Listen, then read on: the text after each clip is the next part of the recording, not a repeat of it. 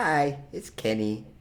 Today I'm going to teach another lead sheet lesson, and this time another one of the jazz standards, Fly Me to the Moon, one of the most famous jazz pieces of all time.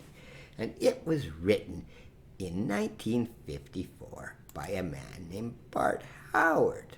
And he's not too famous, but he's famous enough to have written this thing, and that's the sheet music from it, actually. 75 cents back in 1954. That's probably a lot of money just to get the sheet music for it.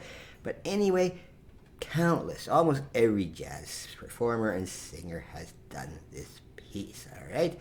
The earliest version was by this gal, Kay Ballard. Not too famous, but back in the 50s, she was very famous, a comedian, an actress, a singer. She did it all, and she made this famous.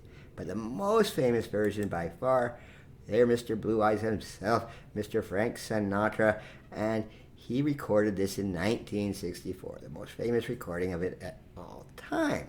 But in 1969, something strange happened, all right? This piece was on a tape or whatever they were using to record in the Apollo 11 when astronauts landed on the moon. So the astronauts going to the moon were listening to Fly Me to the Moon. Now, the last person I want to bring up who performed on this piece, you can listen to this anytime on YouTube, as any of these performances actually, but this is Diana Krall, Canadian pianist, singer, and she did a very good version of it. I advise you to listen to this if you want to learn this piece properly, all right? But what's amazing about one of her performances of it, in 2012, she played Fly Me to the Moon for the memorial service of a man named Neil Armstrong. And who was he? The first man on the moon. Okay, so on to the lesson. I'm going to teach a walking bass, which is a new concept I haven't talked to about before. But before I play the lesson, I'll just play a very short version of this very famous piece.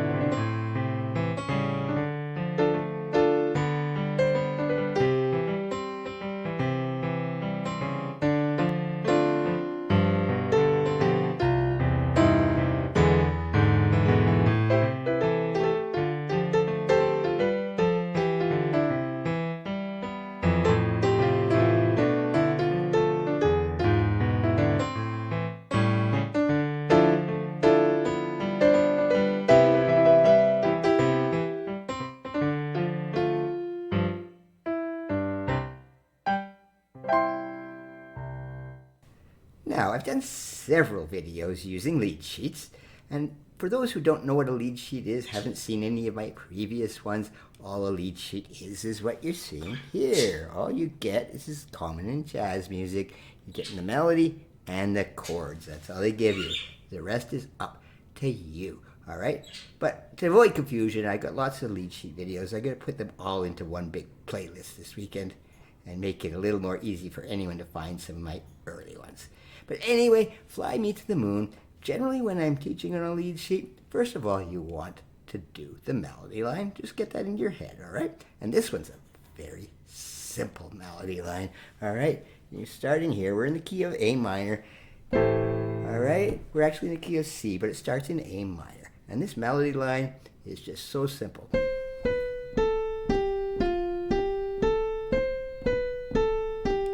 Just goes up and down, and then it starts to do the same thing. And then it puts a G sharp in there because that's part of A minor, and then a C sharp right here, and then we're into G.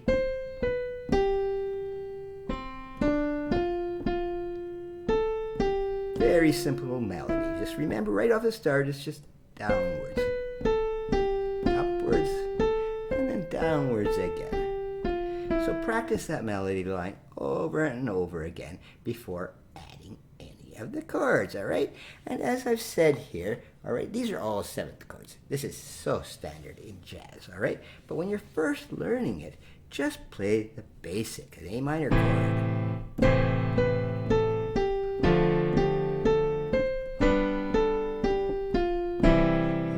F here.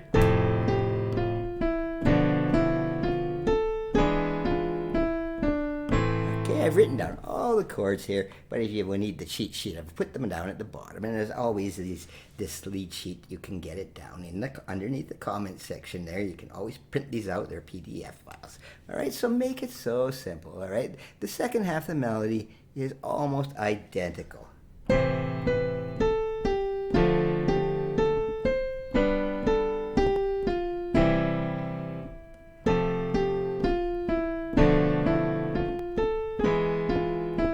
Except for the ending, it just goes a little different.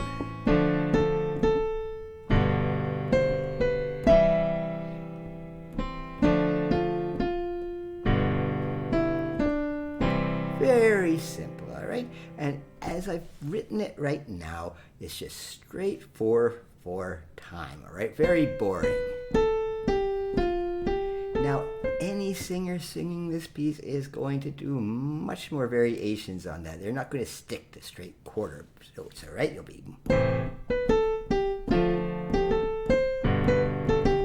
Alright, singers improvise all over the place, and this is jazz piano, so you're allowed to improvise that rhythm any which way you want. Now, to make this sound a lot jazzier, we start adding those sevenths to our chords, alright? And I've written them all out here. So instead of an A minor chord there, you add the seventh, and all that seventh is either a minor or major third above. I've written them all out there, so you don't have to guess at them. The only weird chord is this E major seventh, right, with that G sharp in there, because that leads into the A minor feeling. So now it sounds a lot jazzier.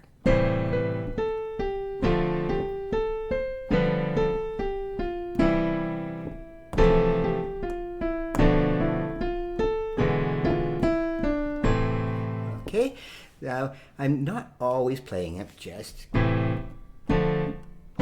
jumping all over the place. You can use the inversions here.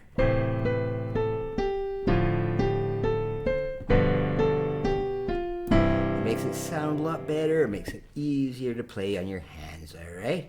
And the other thing I want to mention slightly in here, all right, you've got that crazy little C sharp in here, all right? It sounds okay. You don't have to do anything. This is where you can use a transition chord. You can go from A minor, I didn't write it in there, into an A major transition. Or even use, like I did in the last lesson, a diminished chord, which I didn't write down either, but it sounds so nice if you use that to transition.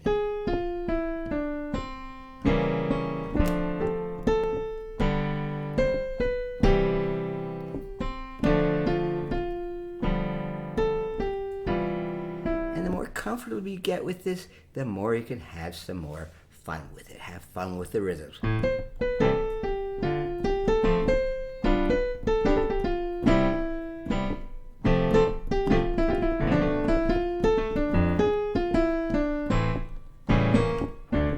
Okay, just improvise. It's the essence of jazz, all right? The more you get to know it, I never play these pieces the same way twice. I play them hundreds of times in public, and every time it comes out completely different. Now, as I stated, what I wanted to introduce in this lesson is the concept of the walking bass, all right? This is a wonderful way to spruce up any of your jazz performances, all right? So instead of those clunky chords, why don't you just break them up? That's really what a walking bass is. It's just stepping around. And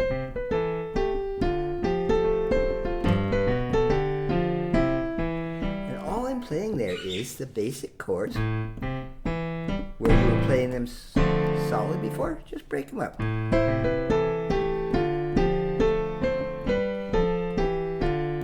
You notice I went downwards on that G7th chord?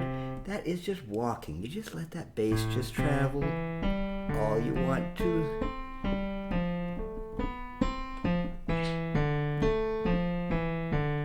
And if you see in a trio or something, that's all the bass player sometimes is doing. He's just walking along in the chord structure. And of course, If you were playing with a band, you wouldn't be using this bass playing because guess what? The bass player would be doing that. You'd be in his way. But anyway, you just want to walk that bass along. And I started with a basic, just break up the chords.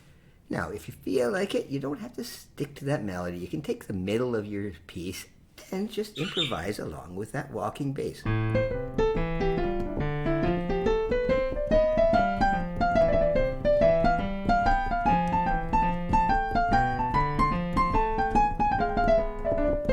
Right? Take a nice big improvisation in the middle and it expands the thing out. It makes it a little interesting, but always go back to that main melody before you end the piece, all right? And it ends so nicely. It ends right in here.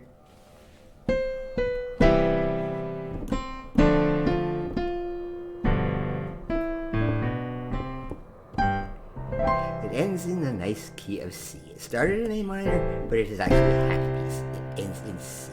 Alright, that's the end of this lesson on Fly Me to the Moon. Enjoy it. It's one of the most famous pieces of all time.